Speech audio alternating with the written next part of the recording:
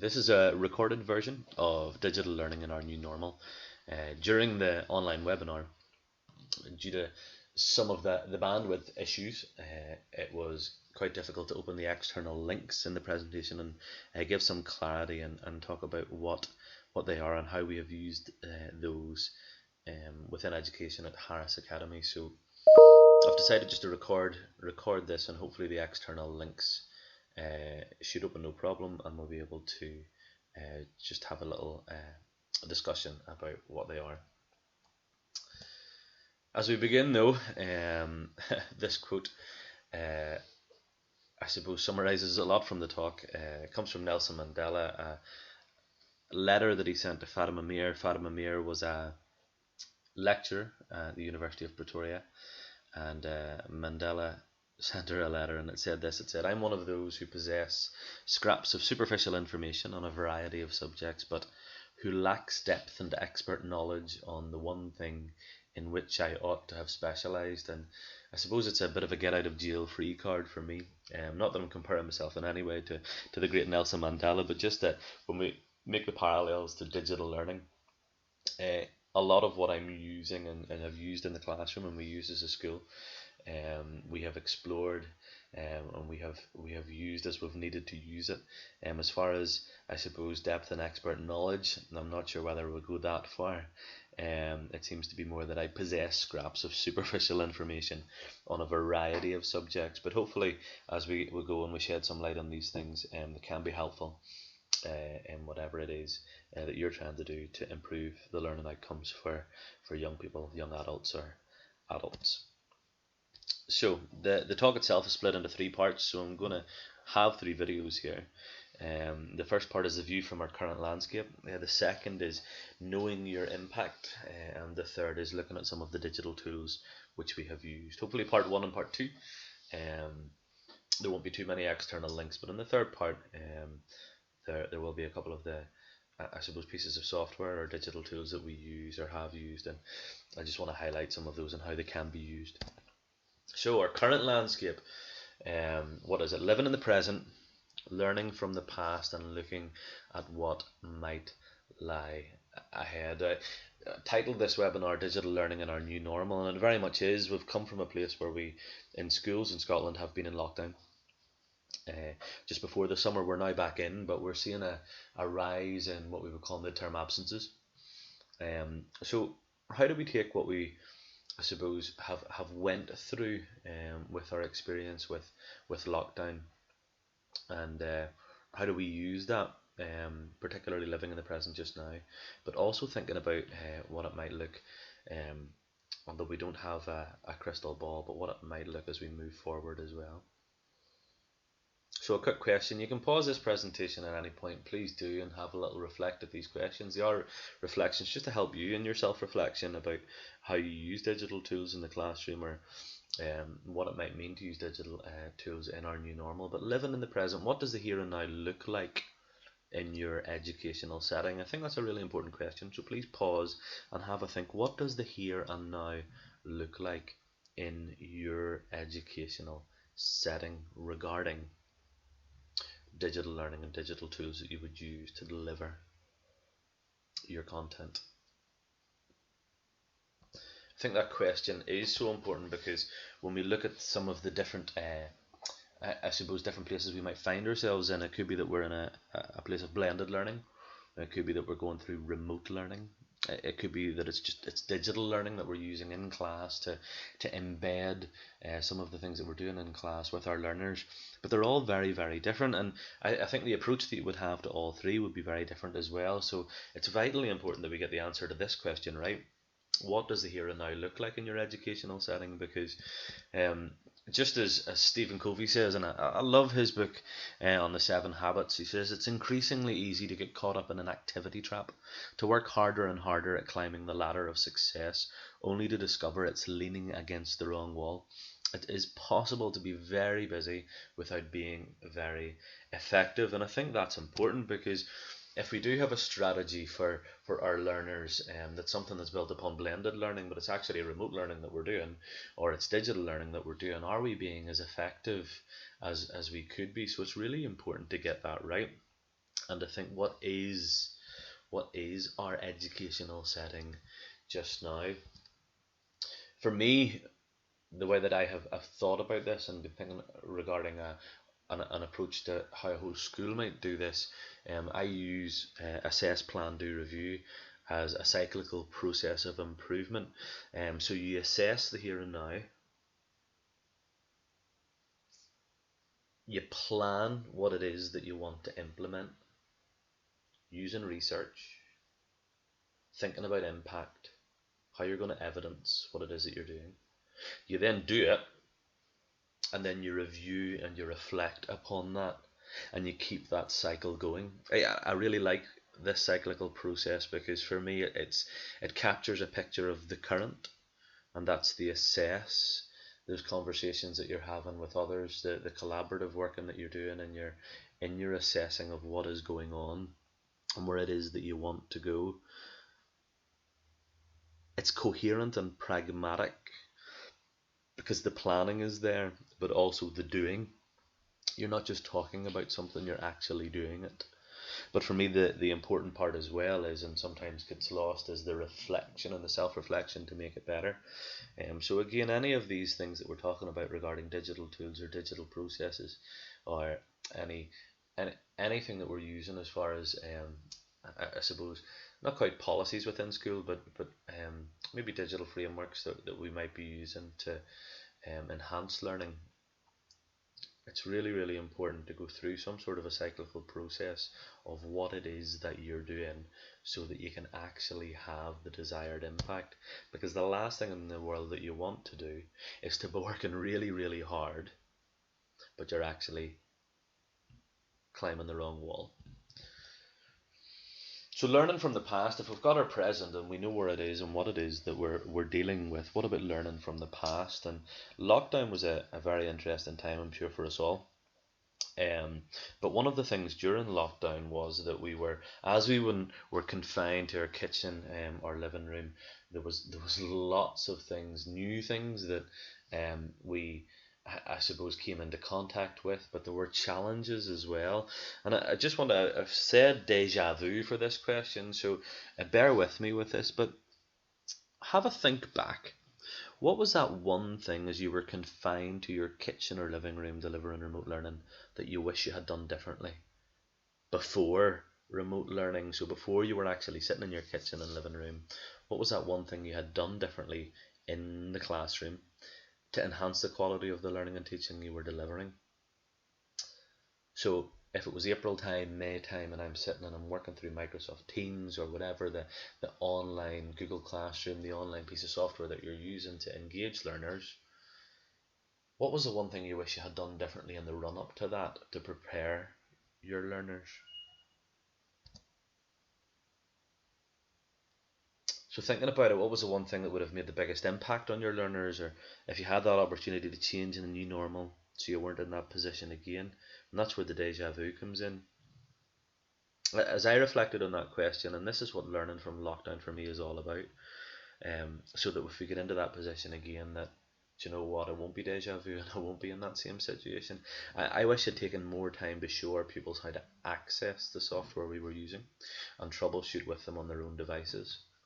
And that, I suppose, was quite difficult because we weren't heavily reliant on things like Google Classroom or Microsoft Teams. We maybe used them, we maybe used them in short bursts, we maybe used them for specific things, but it wasn't really how our curriculum was delivered.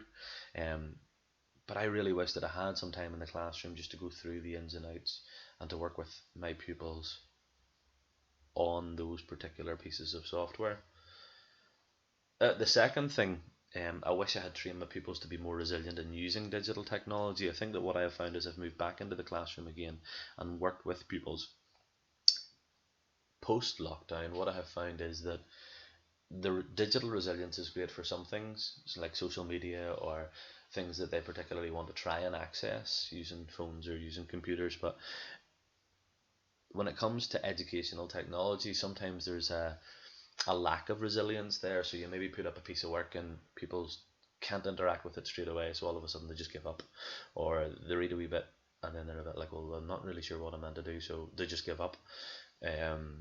I took a particular class down to our IT suite in our library and was working through a Microsoft Teams task that I had set up for them, and was just working with them again on this, trying to teach them the software, work with them through the software, and think about just how resilient they were in accessing and completing the work. And some of those conversations, it was like, well, have you read what I've asked you to do? No, we'll read it. Well, it says if to access a PowerPoint. Well, can you see anywhere on the screen there's a PowerPoint? Oh yeah. Well, click that. Alright, okay. Well, what do I do now? Well, have you read the PowerPoint? Uh, well, right, I've read the PowerPoint. Well, what do I do now? Well, did it ask you to do a piece of work? Yeah, yes, it gave me a task to do. Well, have you done the task? And it's that resilience. It's that every barrier that seemed to be popping up, people's were finding, I suppose, something where they could kind of say, like, I'm struggling with this, I can't complete this. And that resilience, that training takes time, and it takes time to work through those barriers with pupils. So one of the things for me, as I go back and I think about this question, what was the one thing, or for me too, as I was confined in my kitchen or living room delivering remote learning, that I wish I had done differently was really work with the pupils on those pieces of software that we were using so that they knew them really well, and taking time to train them so that they were more resilient using digital technology. Building on good practice. Are you making the most of the digital tools used or skills developed during lockdown in your current educational situation? So for me, I'm thinking about some of the things where I can change up, where it's either going to make little difference to the impact, but it is going to future proof things for me. And what I mean by that might be, it's easy to gather homeworks in a written way, from pupils, where they can just submit or hand a piece of paper over to you, and you can take that and you can look at that. But what would make very little maybe difference in the impact would be that for them that they submitted that online in whatever ways or means. But what that would mean would be then that as we go forward, if we were to go into a situation again where we have been, last term, or from February through to June, my pupils will be in a better position to be able to submit work online, digitally or remotely, outside of school. So it's small changes like that. So I think about OneNote that I have been using, digital and old-fashioned note taking. So what you can do is you can use OneNote to actually just take your notes, or you can take your notes on paper and use OneNote to store your notes, and it's dead handy with a mobile phone. It's so intuitive. You just basically bring up your OneNote app, and you hold your phone over the top of your piece of note that you have taken by hand. You bring up the keyboard and there's a little camera button on the top. You press that and there you go. What about recording classes to stream? So digital ambassadors, working with digital ambassadors, so that inside your class there's somebody that's maybe you're upskilling in just using a laptop to record the lesson, and then they upload it to YouTube, etc., etc. There's not a lot of workload on the teacher, and what you're doing is you're giving the pupils relative skills that are going to be important for them moving forward as well. Visualizers and the use of visualizers for modeling, or allowing pupils to model, so that when we're thinking about maintaining social distance with the classroom, one of the things that I really like to do was walk around and actually see people's work, to have a look at that pupil's work, and then to share maybe some of the good practice or misconceptions with the learning. So using a visualizer, you can still do that, but maintaining the social distance. So are we using some of these things that we've used during lockdown in our practice in our classrooms now, so that it's putting us in a better position as we teach and as we learn? But we're thinking about the future as well, which is the last part here, looking at what might lie ahead. And then we don't have a crystal ball. If we had it, would be great. But bringing all that together, are we in a position where, and I'm sorry there's lots of information on this screen, but let's look at the 3 bullet points at the top. Are we in a position where the whole school has a picture of what our digital processes and our the tools that we use to engage with our learners are clear to all, and that's staff, but pupils, parents and carers and stakeholders as well, and are we constantly embedding that in our practice, and discussing and having conversations about that, so people do know, because we're maybe not using those tools all the time. Are we, as I've said there in the previous section, embedding digital software and systems into current practice? and finding opportunities to do that where there's either no difference in the impact, so it's not making things worse, or it's enhancing what you do in the classroom. And I suppose that thing, well, why would you do it if it's not making big impact now? And for me, that's the future proofing. It's maybe not making a big difference in impact now, but it certainly will if things in the future were to change, like as to what they were in the past, and we were to move to blended or remote learning. And what about workload here as well? Because obviously, when we were learning from the past, when we were off, when we were sitting in our kitchens, or we were working in a study, we had time to create resources, to do online lessons, to record ourselves. But now, trying to balance that with what we're doing inside the classroom, and we need to be realistic. Just as Mary Myatt says here, which is great. However, we cannot just keep adding more and more to our work schedules, otherwise we will go under. So we need to think about priorities, and I love this next bit. It takes bravery and discipline to ask ourselves, do we really need this? What would happen if we got rid of it?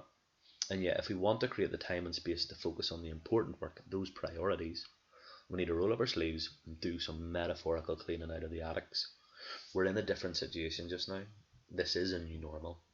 Things that we did a year ago don't necessarily have a place moving forward. So we really need to think about prioritizing what's important. Some resources here that you can click on. I'm not going to click on these and go through them, but this is just when we're thinking about digital learning, when we're thinking about remote or blended learning, and there's a mix of things here that I think are important and could be helpful.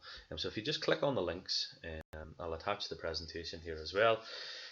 You'll be able to see some of these things and go through them at your own pace. A lot of them are papers, lots of decent information. We've got Stephen Covey's book, got some great Twitter feeds from the West Partnership over in Glasgow or in the West, heading down the coast.